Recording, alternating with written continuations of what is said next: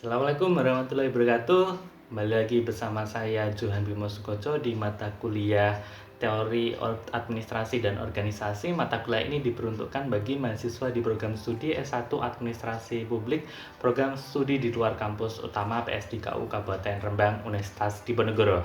Hari ini kita masuk ke materi ke-12 terkait hubungan organisasi, komunikasi, dan koordinasi organisasi. Kita akan mempelajari mengenai pentingnya komunikasi organisasi. Jadi manajemen organisasi publik sering mempunyai masalah, yaitu tidak efektifnya komunikasi.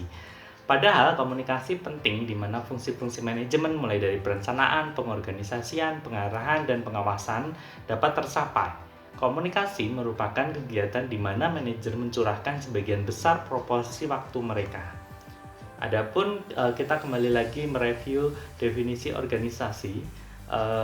Robbins menyebutkan, Gareth Morgan menyebutkan organisasi dapat didefinisikan suatu kumpulan orang yang ingin mencapai tujuan secara rasional, di mana dilanjutkan oleh Morgan menyatakan suatu unit yang memproses informasi baik secara horizontal maupun vertikal melalui suatu hierarki struktural. Adapun definisi komunikasi itu sendiri, komunikasi merupakan proses pemindahan pengertian dalam bentuk gagasan atau informasi dari seseorang ke orang lain, di mana komunikasi merupakan proses di mana orang-orang bermaksud memberikan pengertian-pengertian melalui penggiringan berita secara simbolis, dapat menghubungkan para anggota dalam suatu organisasi yang berbeda, sehingga sering disebut rantai pertukaran informasi. Berikut ini merupakan model komunikasi antar pribadi, di mana model komunikasi ini merupakan yang paling sederhana. Ada pengirim, ada berita yang dikirim, kemudian ada penerima pesan. Selanjutnya kita mempelajari mengenai proses komunikasi. Yang pertama, sumber mempunyai gagasan dan kesan, kemudian diterjemahkan atau disandikan ke dalam kata-kata dan simbol, disampaikan atau dikirimkan sebagai berita kepada penerima, kemudian penerima menangkap simbol-simbol tersebut dan diterjemahkan kembali atau diartikan kembali menjadi suatu gagasan atau mengirim berbagai bentuk umpan balik atau feedback kepada pengirim. Adapun komunikasi organisasi menurut Raymond menguraikan 4 faktor yang mempengaruhi efektivitas komunikasi organisasi. Yang pertama ada saluran komunikasi formal, yang kedua adalah struktur wewenang organisasi, yang ketiga ada spesialisasi jabatan, yang keempat adalah pemilikan informasi. Adapun tipe saluran dasar komunikasi meliputi pertama komunikasi vertikal, kedua komunikasi lateral atau horizontal, dan ketiga komunikasi diagonal.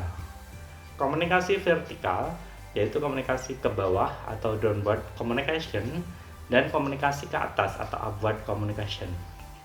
Sedangkan komunikasi lateral atau horizontal yaitu komunikasi di antara para anggota dalam kelompok kerja tertentu, dan komunikasi yang terjadi antara departemen pada tingkatan organisasi yang sama. Sedangkan komunikasi diagonal merupakan komunikasi yang memotong secara menyilang diagonal rantai perintah organisasi. Hal ini terjadi sebagai hasil hubungan-hubungan departemen, lini, dan staf. Komunikasi informal. Komunikasi informal timbul dengan berbagai maksud. Antara lain, pertama pemuasan kebutuhan manusiawi, seperti kebutuhan untuk berhubungan dengan orang lain. Kemudian perlawanan terhadap pengaruh yang monoton atau membosankan. Kemudian yang ketiga, pemenuhan keinginan untuk mempengaruhi perilaku orang lain. Dan yang keempat, pelayanan sebagai sumber informasi hubungan pekerjaan yang tidak disediakan saluran-saluran komunikasi yang formal. Nah, demikian yang dapat kita pelajari hari ini. Terakhir, saya mengutip quote dari Imam Syafi'i bahwa ilmu bukan untuk dihafal tetapi yang memberikan manfaat.